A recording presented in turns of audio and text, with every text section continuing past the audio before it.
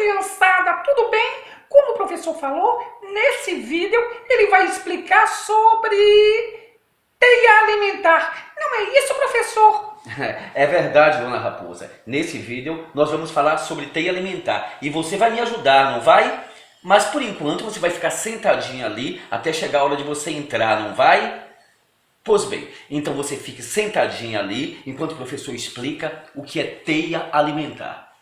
Meninos, eu falei anteriormente, meninos e meninas, eu falei anteriormente que dentro de um ecossistema, as relações de alimentação elas não se dão assim dessa maneira tão simples como mostra a cadeia alimentar. Por exemplo, se dentro desse ecossistema tiver outras populações de animais, outras espécies de animais, como é que esse ecossistema vai se transformar, vai se comportar? Ele não vai se comportar dessa forma linear, uniforme, ele vai ficar meio louco. E para isso, eu vou explicar para vocês agora o que é teia alimentar. Pois bem, me acompanhe.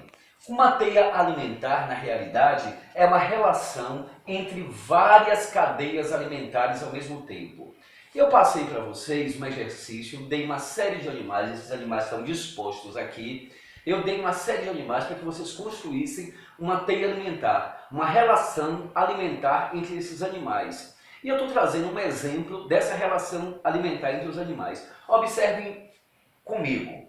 Aqui eu tenho como os seres produtores, eu tenho um capim, um arbusto ou uma árvore, eu não sei bem, e aqui eu tenho algumas sementes. E dentro desse ecossistema eu tenho o veado campeiro, o puma, um coiote, um passarinho, uma águia, um esquilo, uma doninha, um gafanhoto e um passarinho. Como é que eles se comportam? Vou dar alguns exemplos para vocês. Observem bem.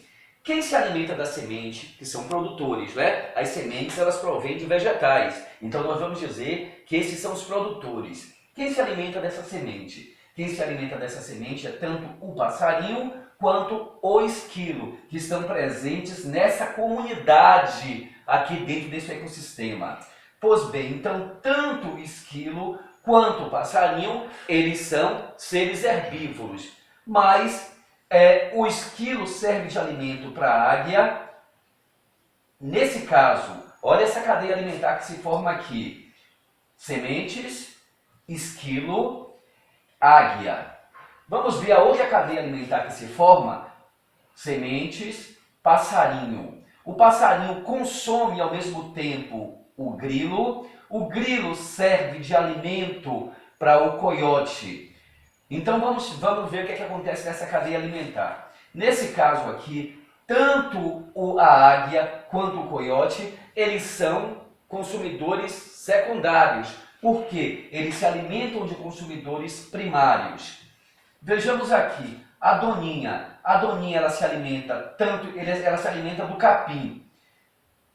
Mas a doninha tem um predador, que é o coiote. Observem que o coiote ele se alimenta tanto da doninha quanto de alguns gafanhotos. O coiote se alimenta nessa cadeia alimentar aqui, ele se alimenta de insetos. Nessa outra cadeia alimentar aqui que está se entrecruzando, ele se alimenta das doninhas.